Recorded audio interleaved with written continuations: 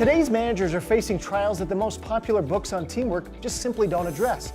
They have remote employees, temporary or gig employees, and increased speed of change. This is where our research comes in. We have surveyed more than 850,000 people to understand modern team performance. For instance, while autonomy is one of the strongest motivators for Gen X, it actually ranks near the bottom for millennials. The bottom line, any leader can make use of these disciplines to build stronger, more agile teams. If I asked you to take on an extra assignment or take on an extra shift, would you have done it for me? Definitely. Definitely. There are days going in where I would just take my hand off the steering column of this old Norton motorcycle and say, yes, I get to go into work today. That's how excited he was. That's culture.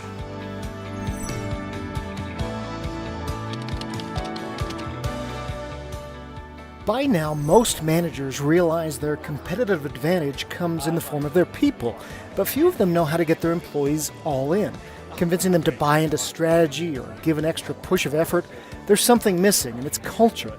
That's where our research comes in. We've worked with some of the world's most innovative organizations, and we share data and case studies to help managers at all levels build high-performance cultures where people buy into goals and mission and believe they can make a real difference.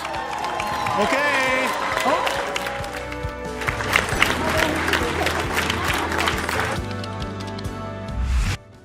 As we're trying to attract people to come work here, as we're trying to retain people and get them motivated, we're going to talk a little bit about that idea, about recognition, about rewarding our people. We're also going to talk about motivating our people, what it is individually that motivates them. Impact. We're going to talk a lot about impact and mission. 80-year-old Bell Helicopter. Mitch Schneider took over in 2015, started with the company as a junior engineer and had 15,000 employees. So over 80 years, they saw their market share again slowly going down. He says, I created an innovations team that would work cross-functionally with all of our different departments. And he says, at first, it did not go well.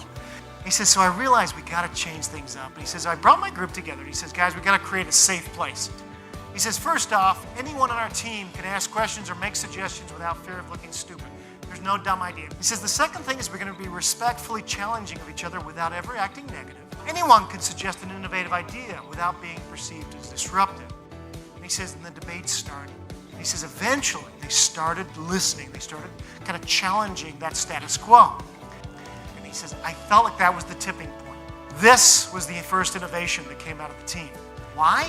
Because we weren't afraid to finally to challenge the status quo and push ourselves.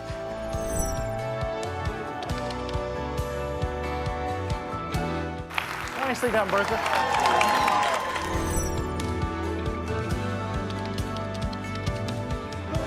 The Harvard Business Review, the Wall Street Journal, Fortune magazine have given some real nice credence to our work over the years now. They've said, look, this is no longer the soft side of business. Is there potential locked within your workforce or within yourself? What we've learned about employee engagement will change the way you do business. And we're going to have some fun doing it. Thank you, everybody, for your time.